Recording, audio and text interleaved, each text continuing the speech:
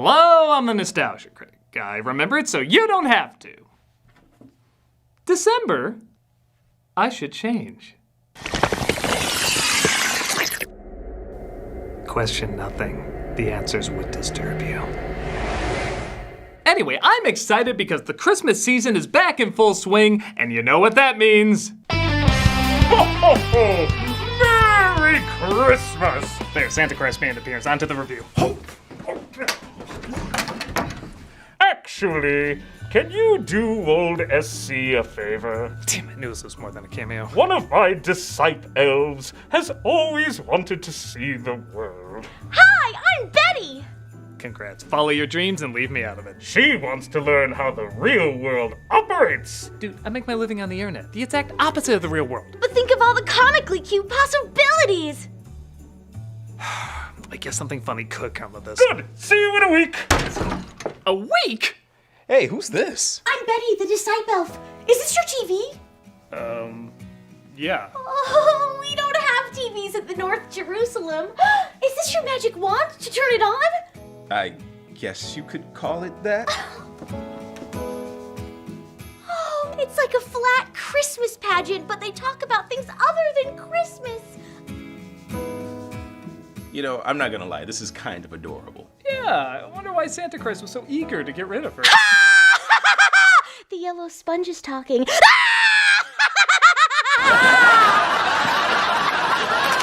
the hell did that come from? Wow, what is this amazing invention I see before me? It's a pen! Wow, we only write with the spit of blueberry fairies. Really? Yes, and the feather of a reindeer angel for the quill. Maybe she just had a random spaz attack earlier. Yay! Pens are great! What is going on here? Why is she acting so crazy? And what's with that laugh track? Well, it looks like before she was a disciple elf, she worked on Saturday Night Live. Oh, so sometimes she's entertaining us and other times... She's entertaining a live audience. This is the happiest day of my life, and when I'm happy, I fart candy canes. Here you go. Wow. I mean, that's atrocious, but it's loving, too. Maybe we were too rough on her.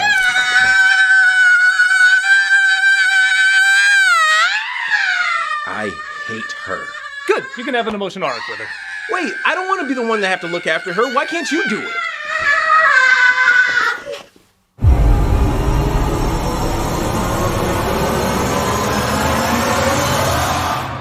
Okay, I'll look after her. What's that? My hand.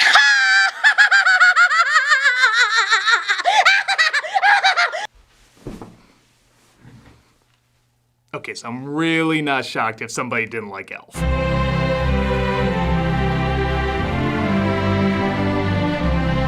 The 2003 smash hit put both Will Ferrell and Jon Favreau on the map as unlikely cinematic draws. The simple concept about an elf who's really a grown human being going to New York to find his dad sounds harmless enough, and to many it was. It won over a fair amount of adults and definitely a ton of kids, mainly from Will Ferrell's larger-than-life performance. But after years of being overplayed, overquoted, and yes, overshouted by millions of kids, the movie got on a lot of people's nerves. I remember seeing it and not really liking the movie as much as Ferrell's performance. Now looking back almost 20 years later, it's both a little better and a little worse than I remember. Bottom line, when the movie is trying to be big, a clear influence, I think it's pretty likable. When it's trying to be early 2000s SNL, it's kind of a pain. As silly as it looks, it actually is an interesting film to look over, and that's what we're gonna do today. That is, if I don't get interrupted. What's that? That's you. But the kids love her. Let's take a look at Elf. Bob Newhart plays Papa Elf, and right off the bat I can say while the story is fine, I don't think the writing is that great. Newhart can literally get a laugh pretending to be on the phone. He's perfected the art of saying better than Goldblum. I know what I said! Here, I'm ready to laugh at anything funny he says, and they literally give him nothing funny to say. You wasted your Newhart. Another interesting elfism. There are only 3 jobs available to an elf. I feel like I'm watching the geriatric porn parody, except that would get more laughs. The look of the film is pretty fun, though. It looks like they use CG only when they have to in this opening, and the rest of the time they either create sets satirizing the old Rudolph specials, or they even use stop motion. Again, they almost never say anything funny, but represent, I guess. It's time to go to sleep. At an orphanage, Santa, played by a sometimes terrifying Ed Asner. Well, I didn't use Chips Ahoy, so I'm taking the kid. Accidentally gets a baby in his bag and brings him to the North Pole. Santa had a decision to make. Fortunately, when it comes to babies, Santa's a pushover. Meanwhile, the orphanage had him legally declared dead after a few years, but the opening credits are cuter shown on greeting cards than milk cartons. They named the baby Buddy as he grows up over the years through some surprisingly well-aged effects, until he eventually becomes Will Ferrell. And yeah, for most people, he's either what makes or breaks this film, and honestly, I find I like him when he's legit believable. Yes, I use the word believable. It's clear humans and elves age differently in this world. He's still in school with little kids as a grown man. So most of the movie he acts like a little kid, and when he plays that straight, it's kind of endearing. I thought the magical reindeer made the sleigh fly. And where do the reindeer get their magic from? Christmas spirit. Everybody knows that. I could easily see a little kid saying these lines that way. I'll also admit, I just find earnestness funny. And there are several times where his naive optimism wins me over. A lot of people down south don't believe in Santa Claus. What? Everyone thinks the movie is nothing but him yelling, but there are plenty of moments where he acts, dare I say it, a tad subtle. With that said, there are plenty of moments where he does scream, and they usually don't work. Some do, thinking Santa is an imposter later in the movie. I buy that. This would be his reaction. But when he's told his biological father is on the naughty list, no! That's not how a little kid would react. That's Will Ferrell being wacky. And yeah, I'll be the first to say I'm one who's done a lot of over-the-top reactions, and I'm just gonna guess in the 15 years doing this, they haven't all worked. But the truth is, I do give credit to those who go big because there is a lot to risk.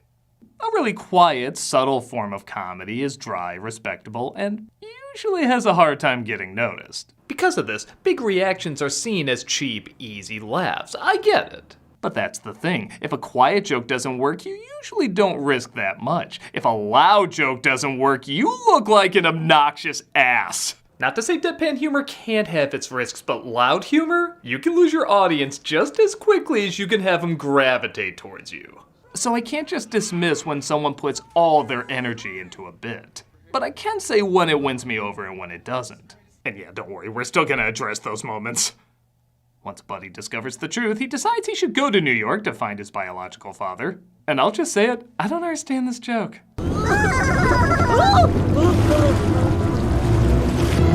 Bye, buddy. Thanks, Mr. Narwhal. Yeah, I really thought Dr. Manhattan's dick was gonna rise up and kill him. Did that scene forget a punchline? Buddy literally just walks from the North Pole to New York. Like I said, the story layout is pretty great. But I will admit, it could be a little meaner. Like this scene where he tries to hug a raccoon. Okay, he should have scratches on his face and be walking with a limp. That's what I mean when I say the writing needs to be a bit more cynical.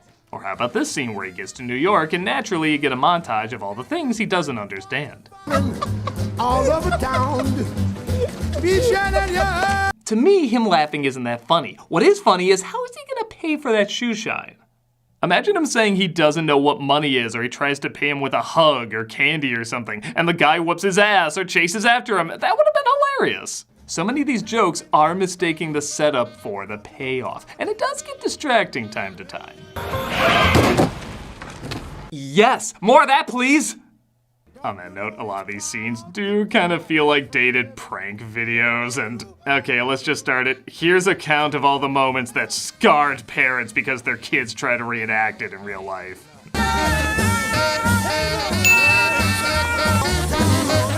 Don't think actual puking isn't included.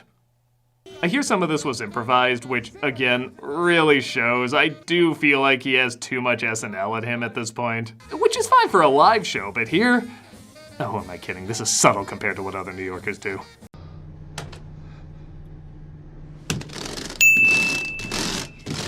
He finally meets up with his dad, played by James Caan, and I'll admit, when I first saw it, I completely missed the comedic genius of this performance. When you're young, you're watching Farrell. When you're older, you're watching Caan. Remember when I was saying there's an art to subtle reactions? Well, I'll just say it, Caan masters that more than Farrell masters loud reactions. Farrell's humor is hit and miss in this. Almost everything from Caan hits a perfect bullseye. If you were told he thought the camera wasn't rolling and this was his legit reaction to first seeing Farrell in that costume. All right, let's get it over with. Wouldn't you believe it? James Caan looks like he's on his way to another set and this goddamn elf movie keeps screwing with him whenever he walks by. I don't even think he knows he's in a movie. It's like a Bullfinger Christmas. Look at these reactions and tell me they're not gold. Where'd you get this picture? Papa Elf gave it to me. Dad? And go ice skating and maybe even hold hands. Come on, it's lovely weather. Dad! Together. Remember Steve Buscemi watching that landlord's dance in The Big Lebowski? Imagine that's a whole performance. He throws out Buddy, but he makes his way to a mall where they, of course, mistake him as an employee at Santa's village. Again, you don't need much explaining there. That's surprisingly organic. With that said, really, Farrell, you don't need to try this hard. That one usually comes with a trip to the ER. That one too. And despite it being another Scream, I do buy he would be excited Santa's coming there. Santa's coming to town! Santa! Oh my God! Yeah, okay, get 5 up there. But you do need to cut away faster, because it is almost looking like a horror film. Why are you smiling like that? I just like to smile. Smiling's my favorite. Can I kiss you? Speaking of which, Zooey Deschanel's nightmare eyes are in this too. Are you enjoying the view? Oh my gosh, she should have been the scary thing in the happening. In fact, you're sure these genres weren't switched? I'm just trying to get through the holidays. This is Jovi, and she has the holiday blues, but Buddy tells her all she needs to do is sing to lift her spirits. I'm singing!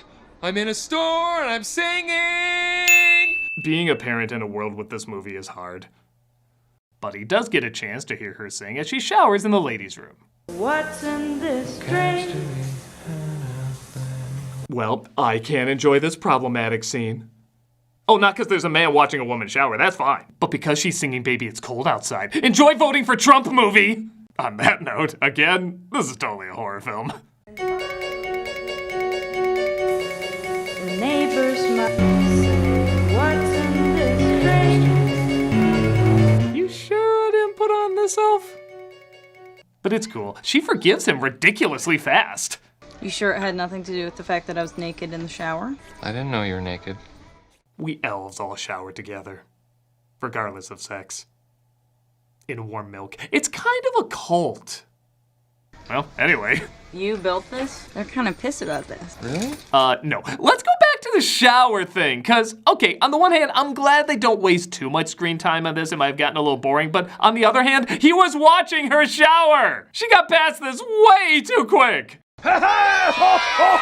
Santa apparently arrives, but he doesn't put together it's all an act for the kids and gets angry at the imposter. Again, I think this scene works because it's believable and, yeah, a little mean. How can you live with yourself? Just cool it, Zippy. You sit on a throne of lies. Yeah, but that one's pretty funny. I'll let it slide. He's an imposter! I also dig how these kids are horrified but then start cheering when it gets violent. Again, they can see real comedy too. That's Santa Claus! He's not Santa! Are you sure? Because strangely, the best Santa Clauses are violent.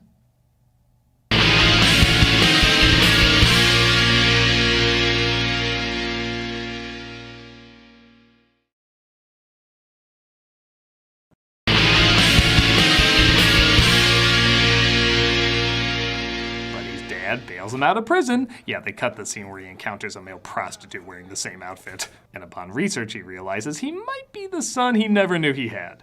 Okay. Hi, I'm the script doctor, but I think the way things are going, I'll be the director by the end of this.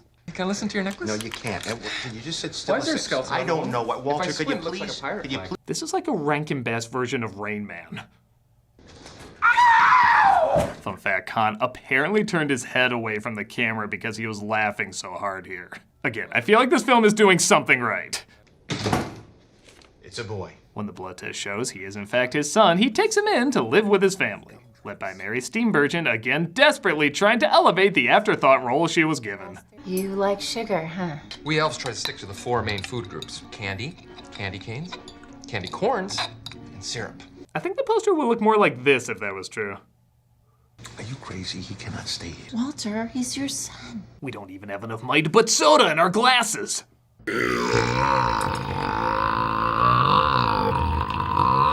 Just put it on there. After leaving the Zool building, no, really, that's the Zool building. Man, this could have been a different movie. Buddy hangs out with Michael, but is attacked by bullies with snowballs. Jesus, there wasn't this much flying weaponry in Black Hawk Down! And I guess they used all the good effects in the opening because... Don't worry, Favreau will get much better effects in the future, and all it'll cost him is a good movie.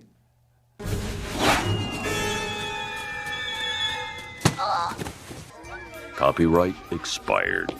His dad takes him to work, where we encounter Amy Sedaris, Kyle Gass, and Andy Richter. None of them allowed to be funny, but I'd be lying if I said I didn't like just seeing them. My 2 top writers. You came in here pitching me the idea of hiring another writer. Yeah. Also, I'm trying to become a thing. Please help me become a thing. He gets the mailroom dancing to Whoomp There It Is because we're 1993, but again, it's worth it for Khan's underreaction.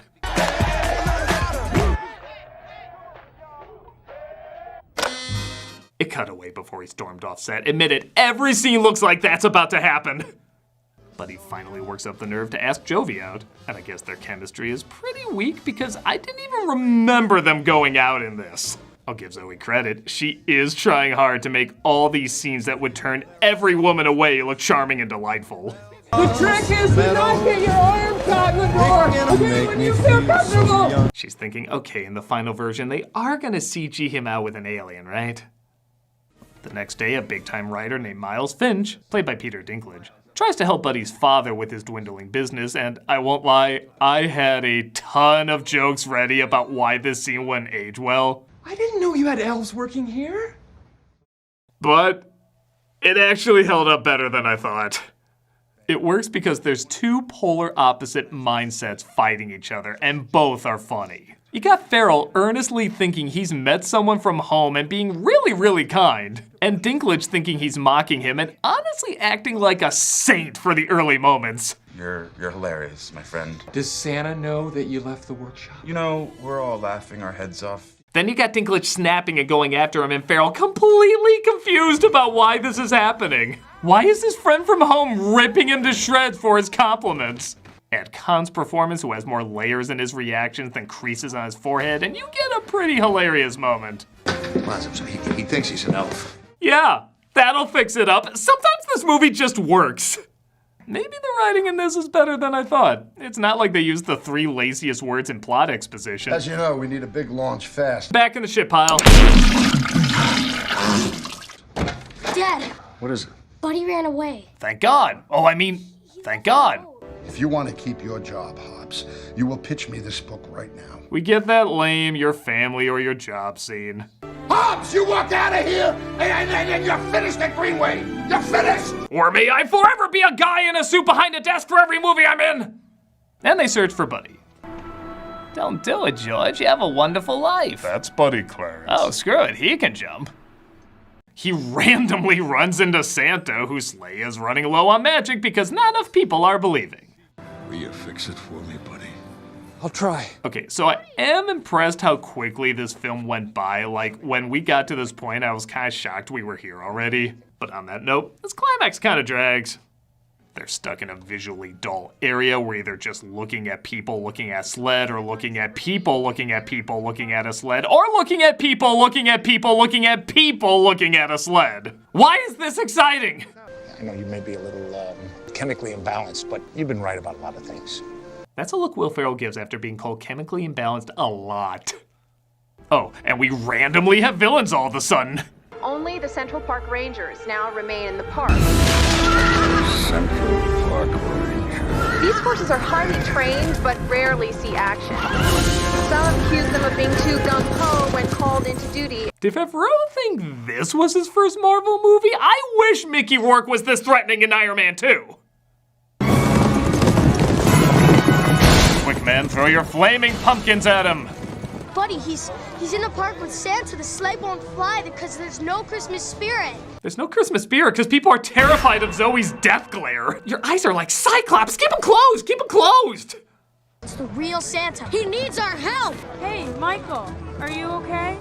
Zoe, you can tell us you thought this movie was gonna bomb, didn't you? That's why you're phoning in this third act. Best way to spread Christmas cheer is singing loud for all to hear. You better watch out. You better not cry. You better not. My God, such a booming voice of indifference would silence any New York street corner on Christmas Eve.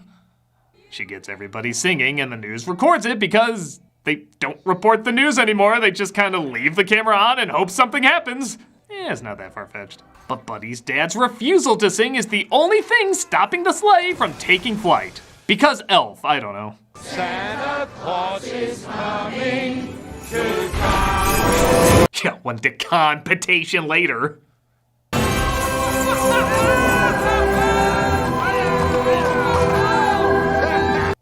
Guess somebody asked for the Polar Express soundtrack this Christmas. I knew Deschanel was a CG puppet in all this. Santa delivers a Merry Christmas, Buddy's dad writes a children's book that becomes a slightly less annoying Broadway musical, and our two main characters' complete lack of chemistry gives birth to a baby girl.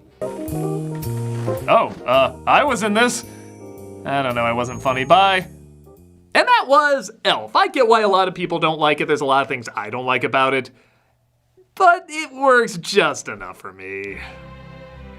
Yes, the writing could be a lot funnier, and it has its fair share of awkward moments, but the performances of Farrell and Caan do eventually pull it through.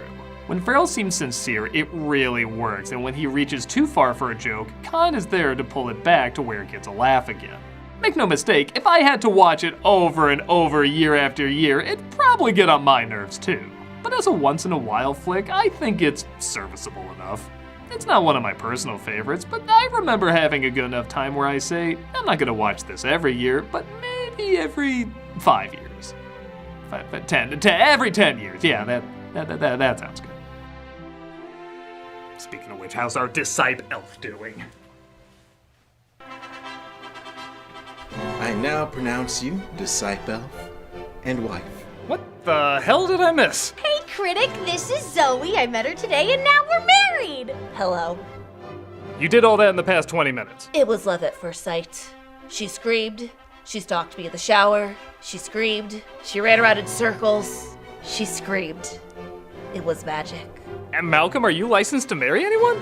No, but they didn't seem to care. Come, darling. Let me sing okayish while you howl at the top of your lungs. You have ears. She's so romantic. What, they can beam away? I don't know. Hey, Michael, are you okay?